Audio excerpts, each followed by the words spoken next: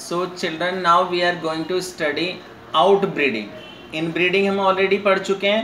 So today we will study outbreeding. तो देखिए जो आउटब्रीडिंग है that is the breeding of the unrelated animals. जो अनरिलेटेड एनिमल्स हैं उनके बीच में हम ब्रीड कराना चाह रहे हैं. तो जो आउटब्रीडिंग है ये दो टाइप के हैं. First out crossing, second cross breeding. तो सबसे पहले हम आउटब्रीडिंग के दो टाइप हो गए, out crossing and cross breeding.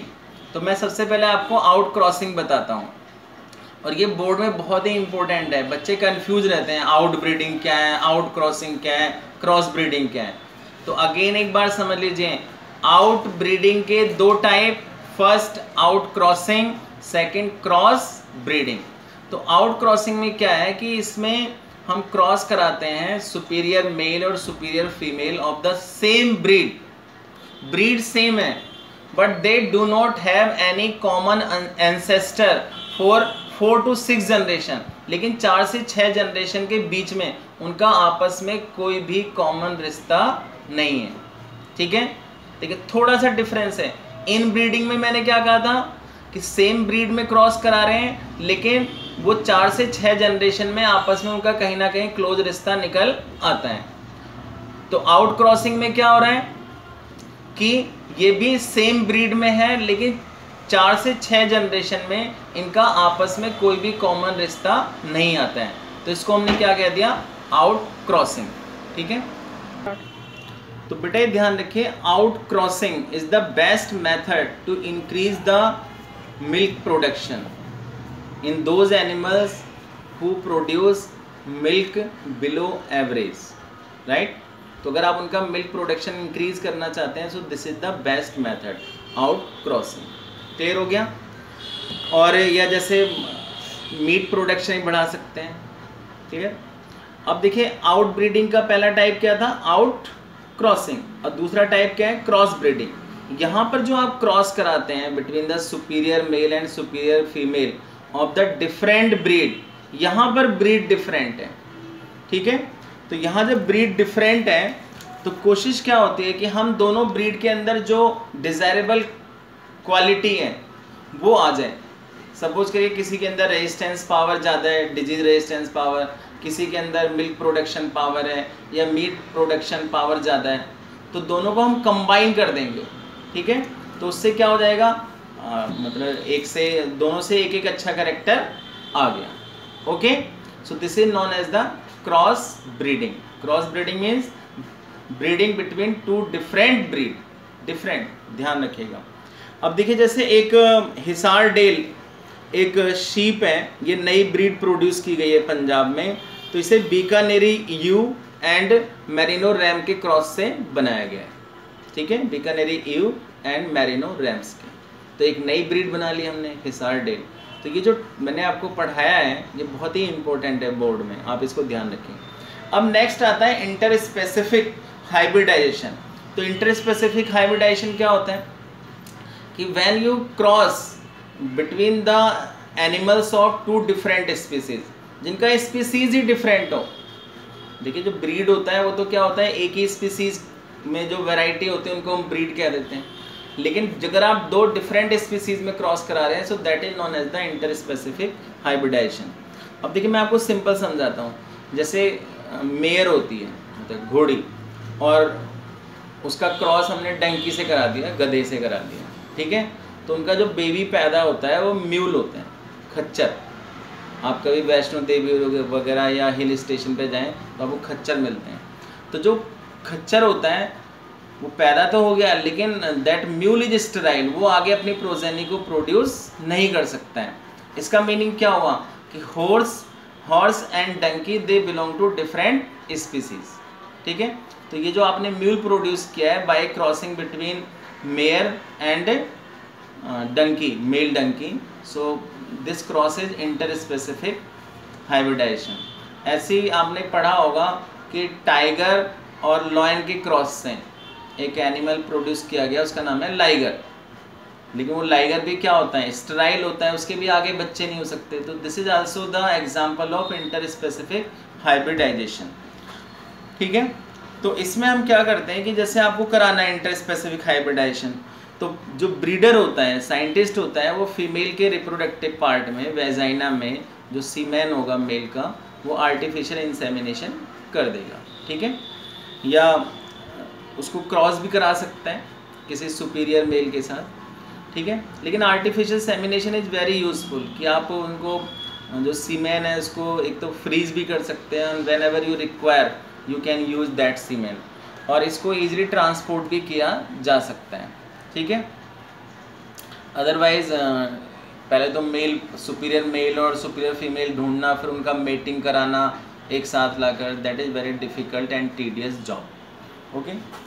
अब देखिए एक बहुत अच्छी टेक्निक आई है, that is known as the MOET. इस पर बोर्ड में 3 मार्क्स का क्वेश्चन आता है, ठीक है। तो जो 3 मार्क्स का क्वेश्चन है मॉइट, मॉइट मीन्स इसका फुल फॉर्म है MOET, multiple ovulation embryo transfer technology, multiple ovulation embryo transfer technology, ठीक है।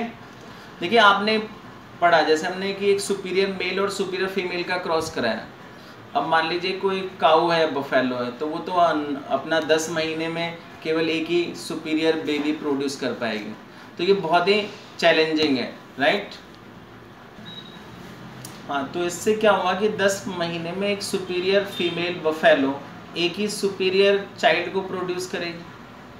तो एक जो नई टेक्नोलॉजी मॉइट, उससे क्या बेनिफिट है कि इस केस में क्या करते हैं कि जो सुपीरियर फीमेल है उसको FSH hormone, follicle stimulating hormone, जो एग प्रोड्यूस करने में हेल्प करता है, उसका इंजेक्शन लगा देते हैं।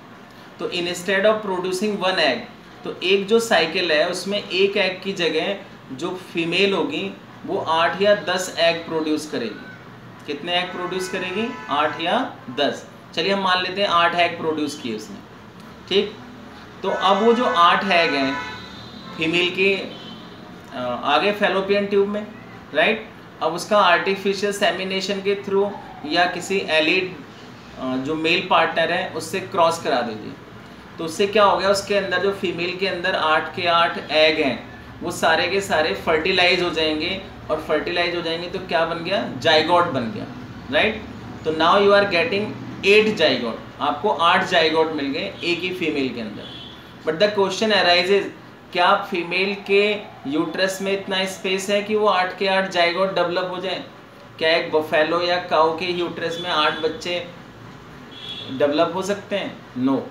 तो करते क्या है साइंटिस्ट कि जो 8 वो जाइगोट बने हैं फीमेल काऊ या बफेलो के अंदर, उसको जब उनके अंदर उन जाइगोट में 8 से 32 सेल की स्टेज आती है, आप जानते हैं जाइगोट में सेल डिवीज़न होगा, तो जब उनमें 8 या 32 सेल बन जाए तो उन 8 से 32 सेल स्टेज वाले जो जाइगोट हैं उन सारे जाइगोट को नॉन सर्जिकली साइंटिस्ट निकाल लेते हैं, और उन जाइगोट्स को जो इन्फीरियर क्वालिटी की काऊ या बफेलो होती हैं वो सरोगेट मदर का काम करती हैं, उनके अंदर यूट्रस में ट्रांसप्लांट कर देते हैं, ठीक है।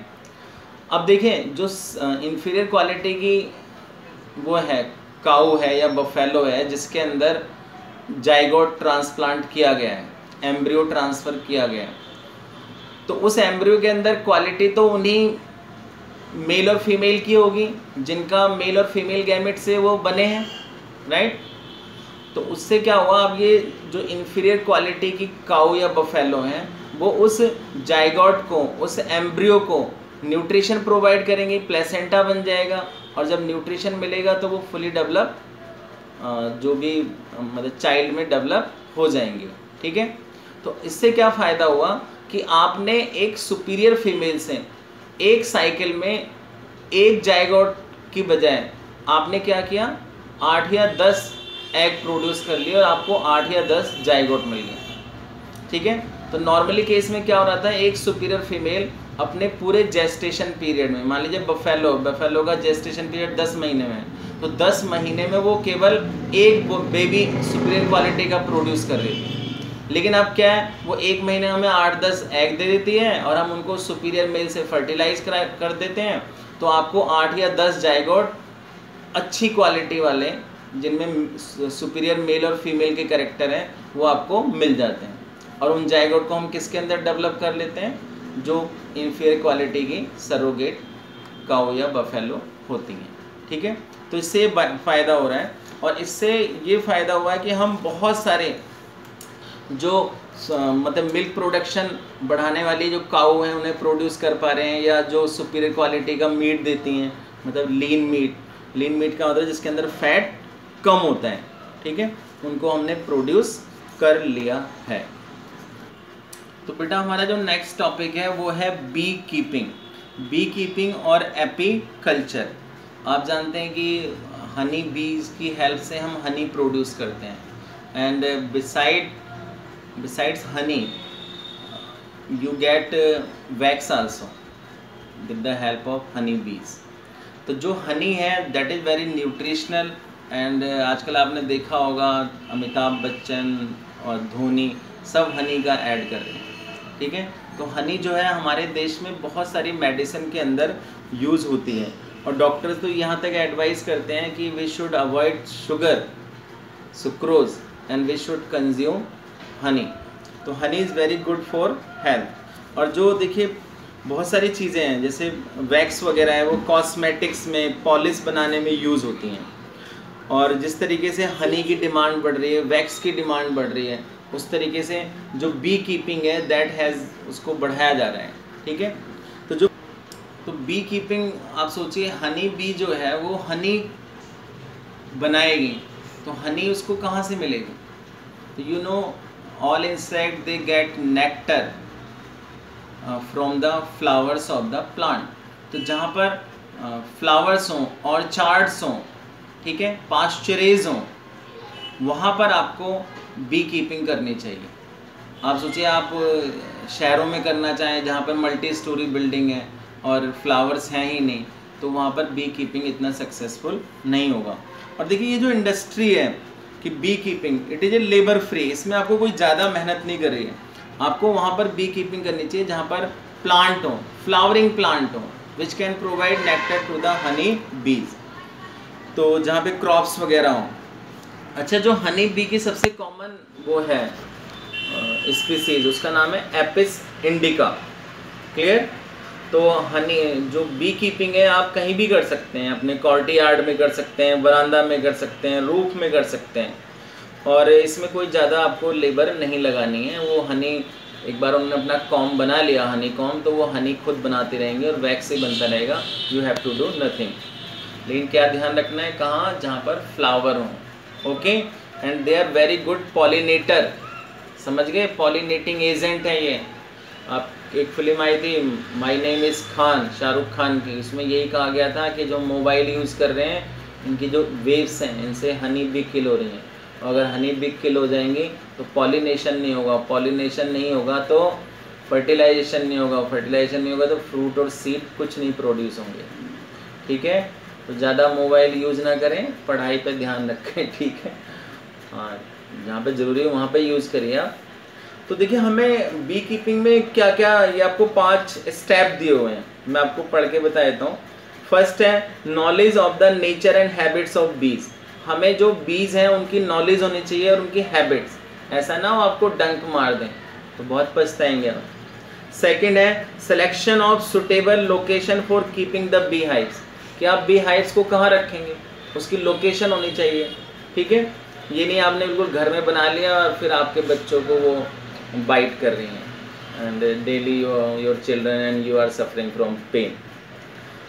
थर्ड है catching and hiving of swarms, कि आप जो है जैसे हनी वो बनाएंगे, बी कीपिंग करेंगे या हनी कॉम बनाएंगे, तो वहाँ पर उसके लिए हनी बी कहाँ से लाएंगे, उनको कैच कहाँ से करेंगे। Fourth is management of bee hives during different season, तो जो डिफरेंट सीजन होते हैं, हर सीजन तो फ्लावरिंग सीजन नहीं होता है, तो डिफरेंट सीजन में रेन सीजन है, समर है, विंटर है, तो how will you manage the bee hives. And fifth handling and collection of honey and bees wax, कि जो अब हनी कॉम के अंदर या बी हाइव में हनी बन गया, वैक्स बन गया, तो उसको निकालेंगे कैसे, उसके लिए कुछ एक्सपर्ट होते हैं, तो उनकी हेल्प से आप निकलवाइए कि आपको वैक्स से मिल जाए और हनी भी मिल जाए और आपको डैमेज भी ना हो, ठीक है, क्योंकि हनी बेचेंगे तो मनी भी मिलेगा आपको, ठीक है। और कहते हैं मनी है तो हनी है, लेकिन हम कहते हैं हनी है तो मनी है। हनी से बहुत पैसा कमा रहे हैं लोग, ठीक है। और देखिए हनी बी रहेंगी तो आपका पॉलिनेशन भी ज़्यादा होगा, फूड प्रोडक्शन भी ज़्यादा होगा, सीड प्रोडक्शन भी ज़्यादा होगा, and you will enjoy a lot, that's all.